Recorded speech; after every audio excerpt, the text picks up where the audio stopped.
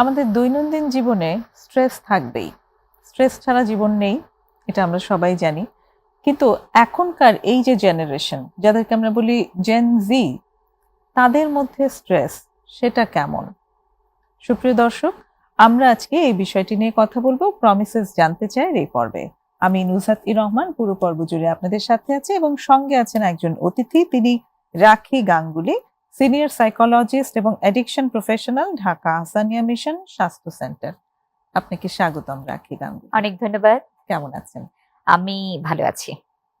তো আমরা আজকে আপনাকে আমরা আগেও এই প্ল্যাটফর্মে পেয়েছি, আমরা বিভিন্ন বিষয় নিয়ে কথা বলেছি। আজকে আমরা জেন জি নিয়ে কথা বলবো, জেন জি প্রজন্ম নিয়ে কথা বলবো। ডেফিনেটলি গত বেশ কিছু দিনের মধ্যে জেন জি প্রজন্ম আমাদের অনেক আলোচনায় এসেছে। আম, এই প্রজন্মটি আমাদের কাছে তাদের সত্তা দারুণভাবে প্রকাশ করেছে। অনেক পজিটিভ দিক আছে, অনেক কিছু আছে, অবশ্যই সবকিছুরই পজিটিভ নেগেটিভ আছে। তা আজকে আমরা একটু প্রথমে জানতে চাই যে কাদেরকে আমরা এক্স্যাক্টলি নির্দেশ করছি জেন জি প্রজন্ম হিসেবে। ধন্যবাদ নুসরাত। জেনজি বলতে আমরা যেটাকে বোঝাচ্ছি, যাদেরকে বোঝাচ্ছি, যে এই প্রজন্মটাকে বোঝাচ্ছি, তারা হচ্ছে 1997 থেকে 2012 পর্যন্ত এই ডিউরেশনে যারা জন্মগ্রহণ করেছে তাদেরকে আমরা জেনজি বলছি। তাদের বয়সকাল তাহলে মানে কি ধরনের বয়সের মধ্যে তারা আছে? অ্যাডোলেসেন্স থেকে ইয়াং অ্যাডাল্ট, এই বয়সের মধ্যে তাদের ব্যাপ্তিটা হচ্ছে এতটুকু। দারুণ। তো এই বয়সী যারা এখনকার সময়ে, তাদের স্ট্রেস বা মানসিক চাপের উৎসগুলো আসলে কি? আসলে আমরা চতুর্দিকে যদি দেখি, আমাদের চারপাশটা দেখলেই বুঝতে পারবো যে আসলে তাদের এই যে স্ট্রেসটা তাদের কেন আসছে, এটা কি আদৌ পরিবেশ থেকে আসছে না তারা ক্রিয়েট করছে। এটা ইন জেনারেল আমি একভাবে বলতে পারি, এবং আরেকটা হচ্ছে আমাদের সাইকোলজিক্যাল পার্সপেক্টিভ থেকে।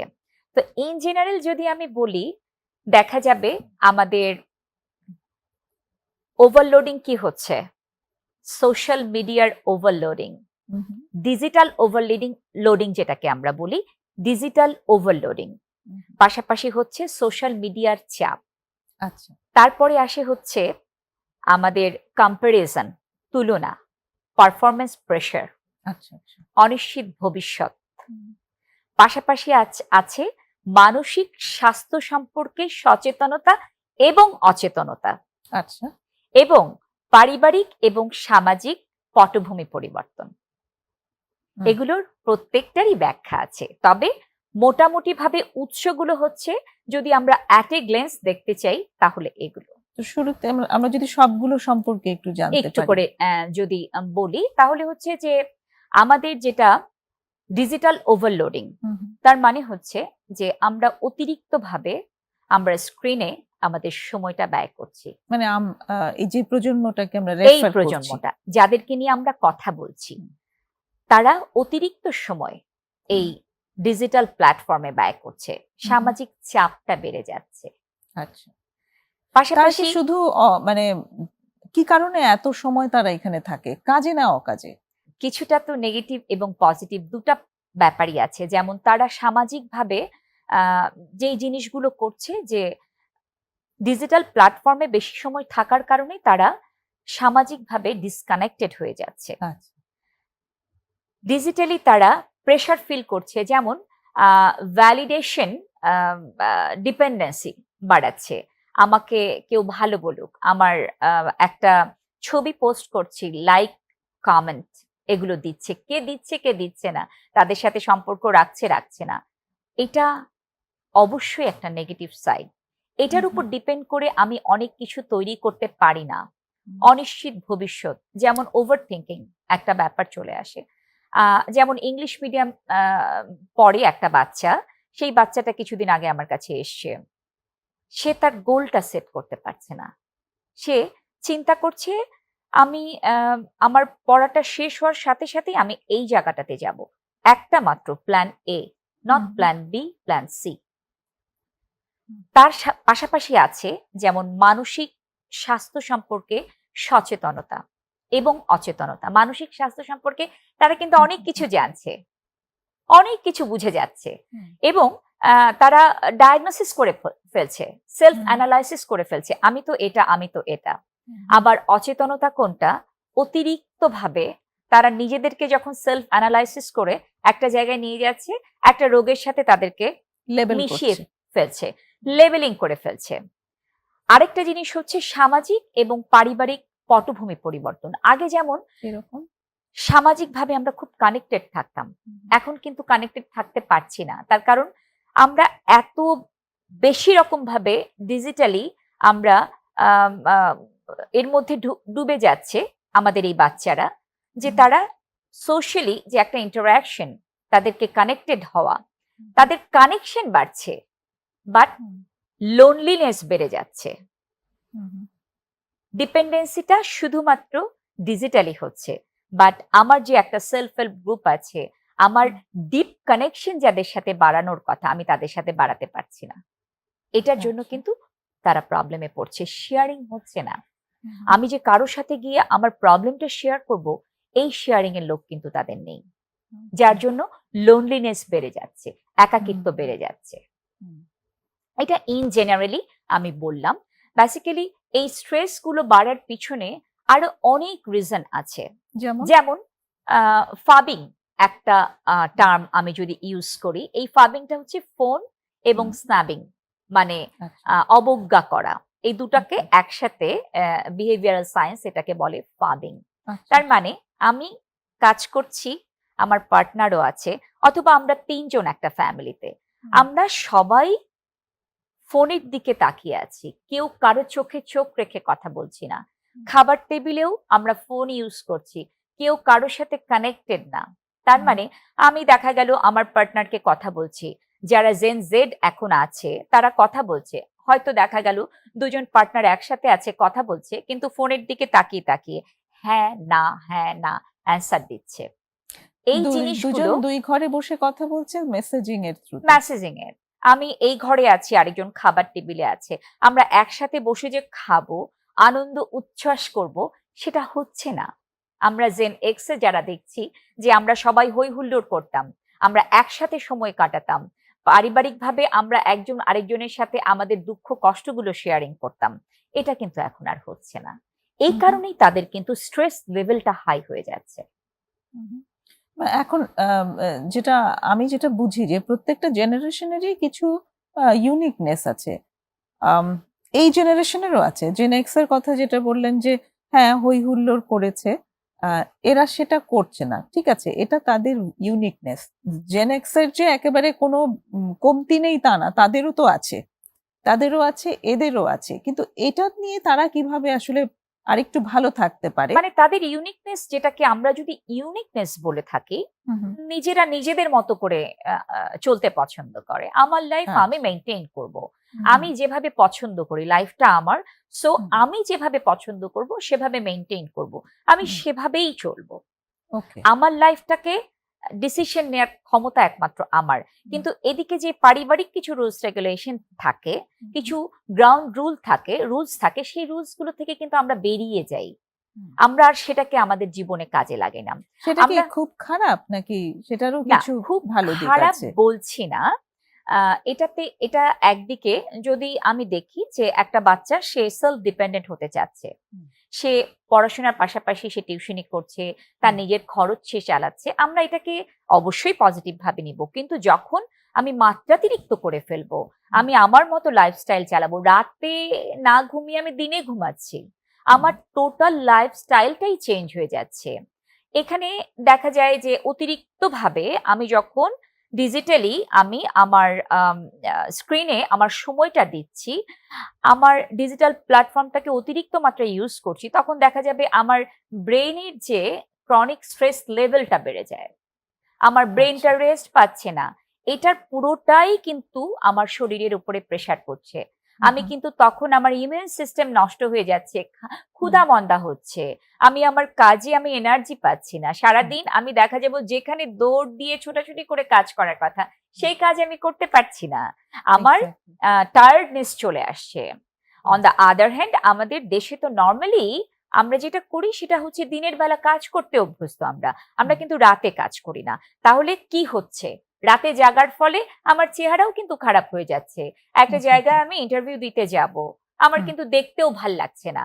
এগুলো কিন্তু আমার ভেতরে আবার আরেকটু ছোট ছোট স্ট্রেস ফিল করছে, যেমন যে আমি আমরা এই ব্যর্থ জায়গাটা হব না। সম্পর্কে আরেকটু বিস্তারিত বিরতির পরে শুনি। প্রিয় দর্শক, একটা বিরতি নেব আমরা, এরপরে এসে আরো কথা শুনি।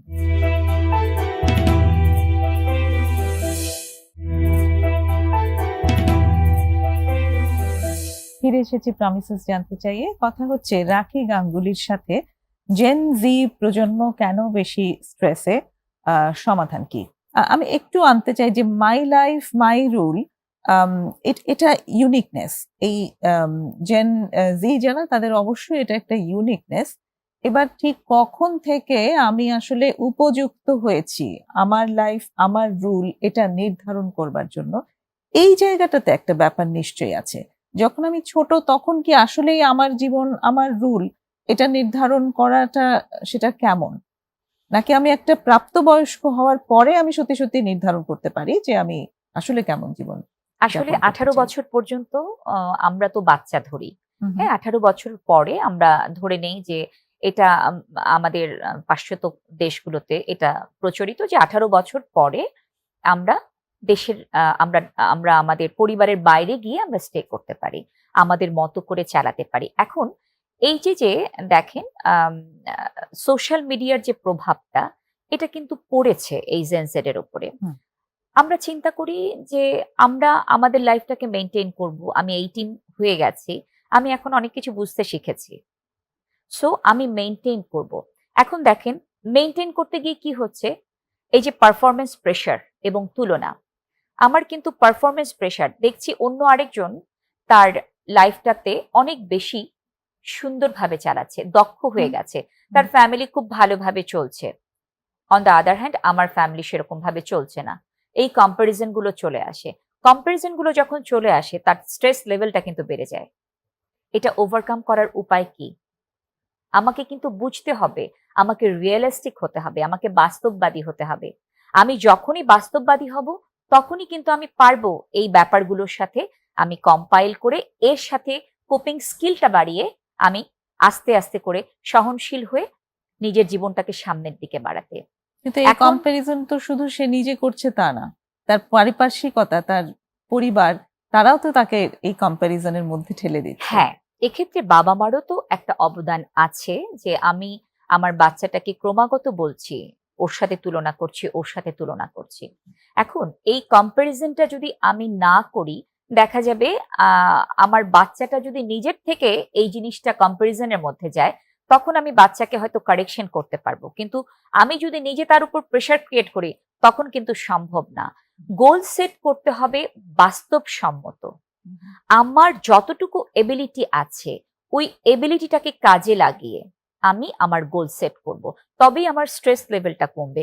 কিন্তু আমি যদি অযাচিতভাবে, অযৌক্তিকভাবে, অবাস্তব কিছু গোল সেট করি, তবেই আমার স্ট্রেস লেভেল আরো উত্তরোত্তর বাড়তে থাকবে। এটা সম্ভব হবে না। আমি যদি সাইকোলজিক্যাল পার্সপেক্টিভ থেকে দেখি, এতে কয়েকটা মেটার আসে, যেমন কগনিটিভ ডিস্টরশন। আমি একাই সফল হচ্ছি না, আমি ব্যর্থ, অন্যরা সবাই সফল, এরকম একটা চিন্তা মনের মধ্যে ঢোকা। ওভার থিঙ্কিং, অতিরিক্ত চিন্তা, আবার একই চিন্তা বারবার করা। আরেকটা চিন্তা হচ্ছে, আরেকটা ব্যাপার হচ্ছে এক্সটার্নাল ভ্যালিডেশন প্রেশার। অ্যাপ্রিসিয়েশন বোলটাকে সামনের দিকে এগিয়ে দেয়া, যেটাকে আমরা সবসময় আমরা ডিসকারেজ করি। আমার যতটুকু আছে আমার সেলফ কনফিডেন্সটাকে বাড়িয়ে আমি চাবো যে অবশ্যই আমার অ্যাপ্রিসিয়েশনটা আমি নিজে ঠিক করব। এই বোলটাকে সামনে দিব না, অন্যরা আমাকে দেখুক, আমাকে বলুক আমি ভালো করছি। আমার যে কোনো কাজকে অ্যাপ্রিসিয়েশন আমি আমার কাছ থেকে না চেয়ে আমি অন্যদের কাছ থেকে চাইছি। এটা আমাকে অনেকখানি স্ট্রেসের মধ্যে ফেলে দেয়। আমি নিজেকে মানে সেলফ ভ্যালিডেশন বাদ দিয়ে আমি অন্যের ভ্যালিডেশন নিয়ে আমরা কাজ করছি বা চিন্তা করছি, ওটার জন্য অপেক্ষা করছি। তারপরে টলারেন্স লেভেলটা, যেটা নাকি আমি নিজেকে নিজের সহ্য করার ক্ষমতাটাকে না বাড়িয়ে এটাকে আমি এমন একটা পর্যায়ে নিয়ে যাচ্ছি যে আমি পারছি না আর সেটাকে সহ্য করতে। আমার অন্যের কথা, অন্যের কাজ, অন্যের কটূক্তি এগুলো আমাকে কন্টিনিউ হ্যামারিং করছে। এটা আমার স্ট্রেস লেভেলটাকে বাড়িয়ে দিচ্ছে। এক্স্যাক্টলি। আমরা যেমন জেন জি নিয়ে যে কথা বলছি, এই প্রজন্মে কিন্তু একটা জিনিস খুব বেশি ভাবে আমার চোখে পড়ে। সেটি হচ্ছে এরকম যে আম যখনই কোনো আনন্দ হবে, বিনোদন হবে, সেখানে কোনো না কোনো মাদকের ব্যবহার থাকবে। এই ব্যাপারটি খুব আ মানে স্বাভাবিকভাবে এখন নেওয়া হয়। এটি কিন্তু শুধু এই প্রজন্মের ক্ষেত্রে অনেক বেশি দেখা যাচ্ছে।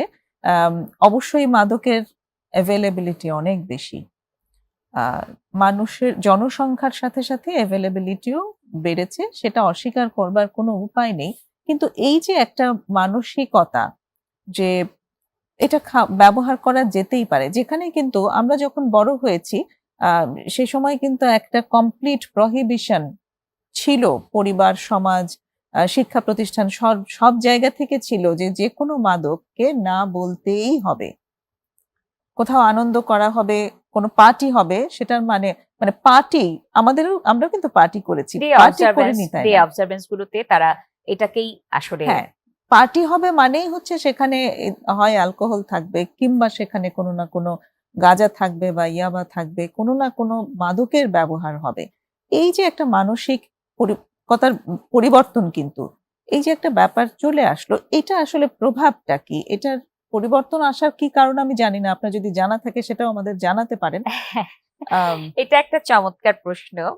আমি এই ব্যাপারটা হয়তো আনতাম একটু পরেই। এই যে মাদকের ব্যবহার, আমি অনেক স্মার্ট। আমার হুম, স্মার্টনেসটাকে আমি প্রকাশ করতে চাই নানা রকম ভাবে। এটার মধ্যে একটা ব্যাপার হচ্ছে মাদক। হুম, যেটা সিগারেট, এটা একটা মাদক যেটা নাকি গেটওয়ে অফ ড্রাগ। আমরা কেউই বুঝি না। আমরা চিন্তা করি আরে সিগারেট খাচ্ছে তো। এখন বাচ্চাদের মধ্যে দেখা যাচ্ছে খুব বেশি ভেপের প্রচলন। হুম। এবং কিছুদিন আগে ছোট, আমি ছোট একটা বাচ্চাদের ছোট ছোট adolescent, বাচ্চাদের, হ্যাঁ early adolescence থেকে এটা স্টার্ট হচ্ছে। হ্যাঁ চালু হয়েছে। কিছুদিন আগে আমি একটা রেস্টুরেন্টে খেতে গিয়েছি। ওখানে দেখছি যে আমার পাশের টেবিলে এরা ভেপ ইউজ করছে। আমি ম্যানেজারকে ডেকে বলেছি যে এটা কেন? বলছে ম্যাডাম আসলে ওদেরকে এতটুকু যদি আম আমি টলারেট না করি তাহলে আমার ব্যবসাটা চলবে না। কাস্টমার কমে যাবে। এই যে আমাদের একটা নেগেটিভ ধারণা, আমরা তো এখান থেকেই কারেকশন করতে পারি। এরা ছোট, ছোট জায়গা থেকে তারা কিন্তু স্টিমুলাস নিচ্ছে। তারা কিন্তু রিওয়ার্ড পাচ্ছে।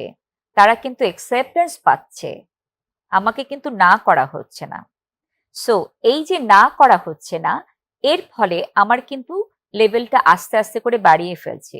যেকোনো পার্টিতে যেমন ঈদ একটা অকেশন, আমার বার্থডে একটা অকেশন।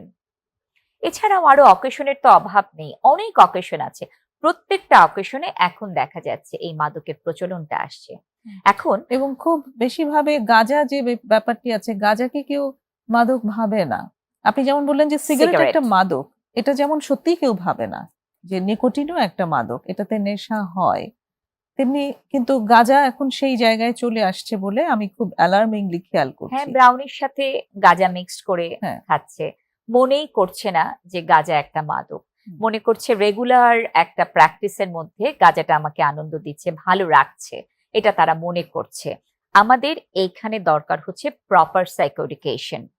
আমরা যদি অ্যাওয়ারনেস প্রোগ্রামগুলোর মাধ্যমে এই স্কুল, কলেজ, ইউনিভার্সিটিতে আমরা যারা মানসিক স্বাস্থ্য নিয়ে কাজ করি এবং এছাড়া গভর্নমেন্টের থেকেও যদি কিছুটা সোচ্চারভাবে এই প্রচারণাগুলো চালানো যায়, এই জায়গাটাতে তাদেরকে আমরা একটা জায়গায় নিয়ে যেতে পারি। তাদেরকে অ্যাওয়ার করতে পারি যে এটা আসলে মাদক।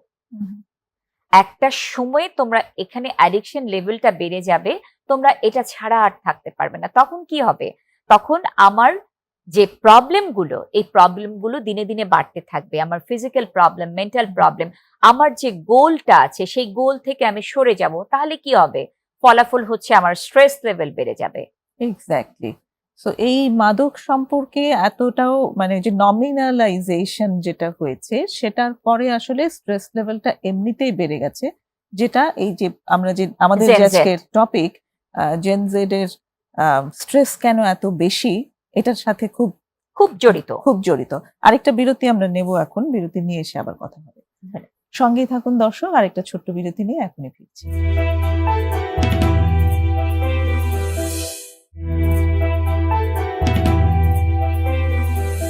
ফিরে এসেছি আবারও প্রমিসেস জানতে চাইয়ে। আজ কথা হচ্ছে জেন জি প্রজন্ম কেন এত বেশি স্ট্রেসে ভুগছে, সমাধান কি? কথা বলছেন রাখি গাঙ্গুলি।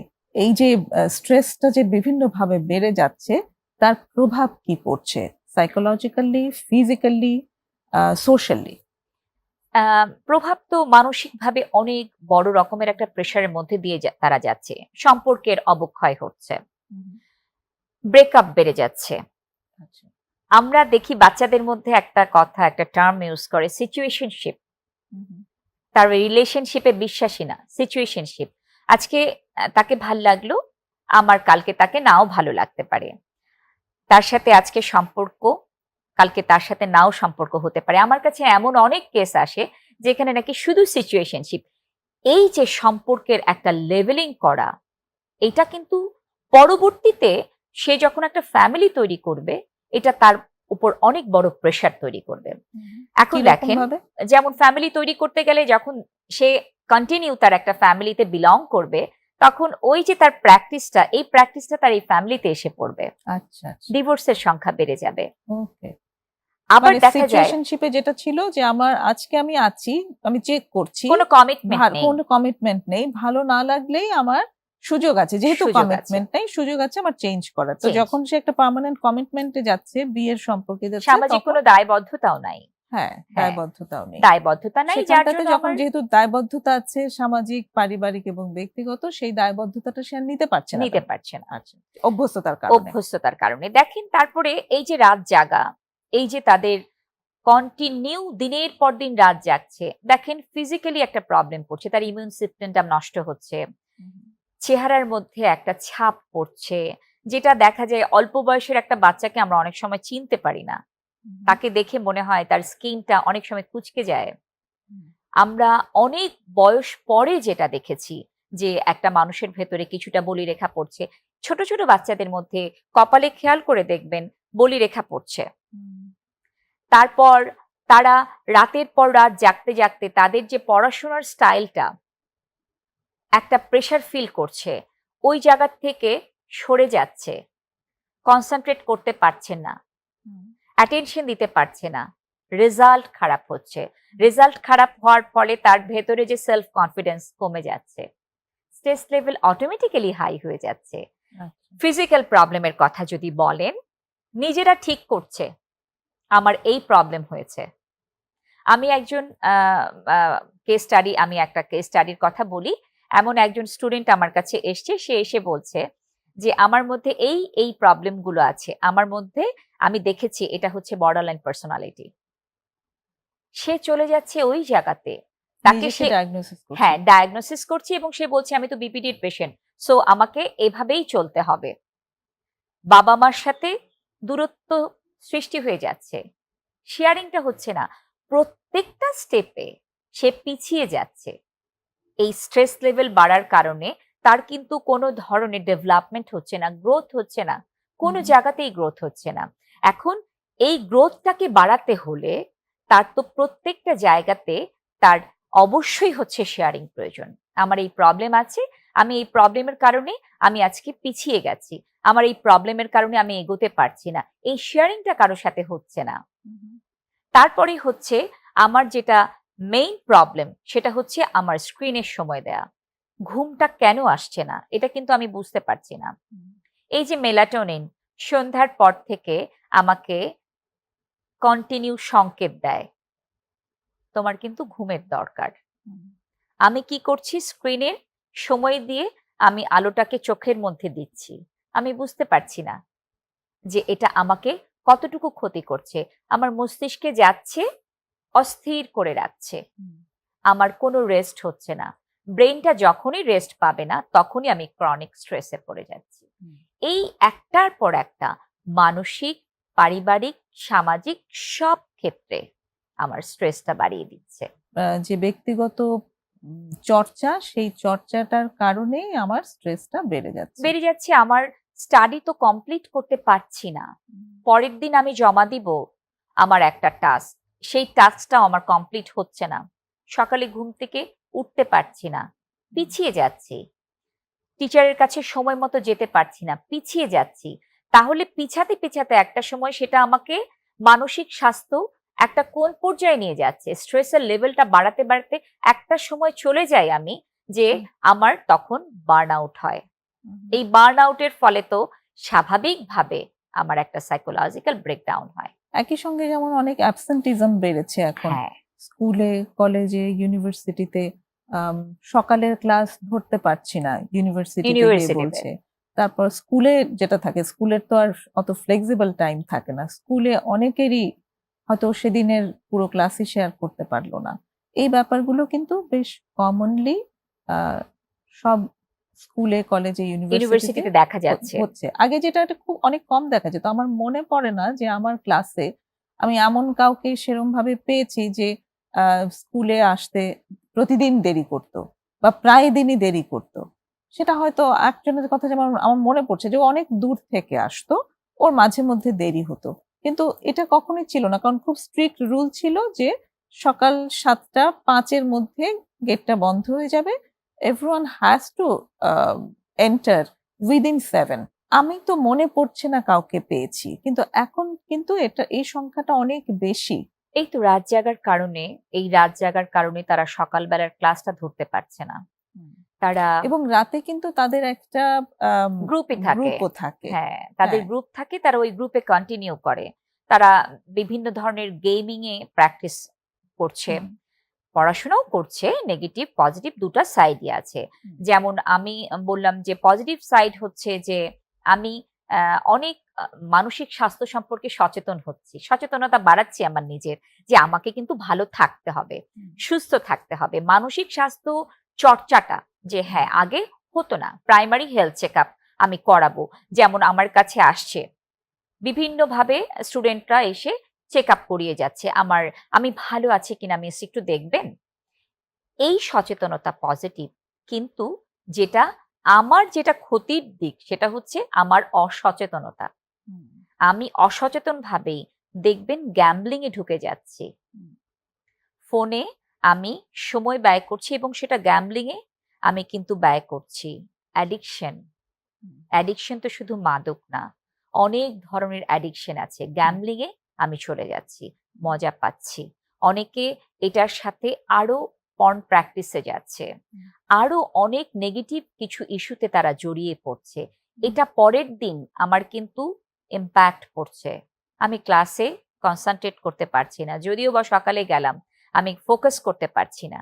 আমি পড়াশোনা থেকে দূরে সরে গেছি। অনেকে এসে বলছে, ম্যাডাম আমি না সবকিছু ঠিক আছে, পড়তে বসছি, কিন্তু আমার মনটা না ওই জায়গাটাতে নেই।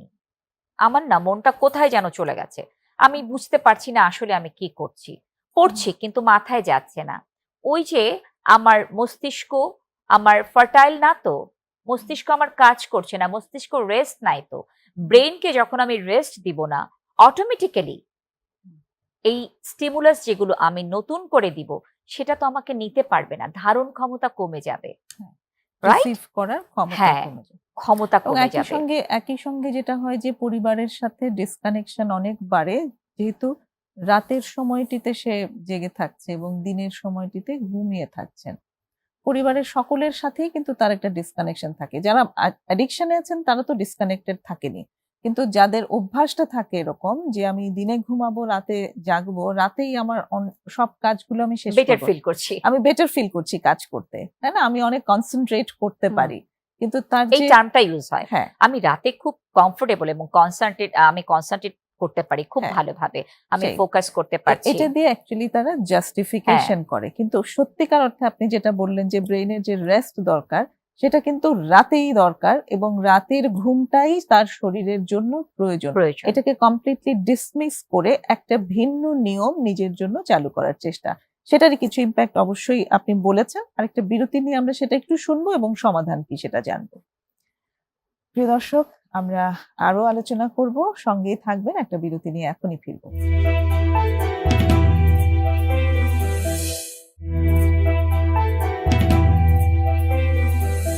আবারও ফিরে এসেছি প্রমিসেস জানতে চাইয়ে। আজ কথা হচ্ছে রাখি গাঙ্গুলির সাথে। জেন জি প্রজন্ম কেন এত বেশি স্ট্রেসে ভুগছে, সমাধান কি? এখন আমরা সমাধান নিয়েই কথা বলবো। আম, আপনি আসলে বলেছেন যে ইম্প্যাক্ট গুলো কি, এই যে নিয়মের পরিবর্তন, নিজের মতো করে মাই লাইফ মাই রুল, এটা অবশ্যই সঠিক, কিন্তু কখন অ্যাপ্লাই করব? আমার আমার লাইফ বা আমার শরীর, সেটার কিছু নিজস্ব রুল আছে। আমি যদি সেই রুলটাকে একদম ডিনাই করে ফেলি, তাহলে কি আমার শরীর আমাকে সার্ভাইভ সাপোর্ট করতে করবে দেবে না। কিনা?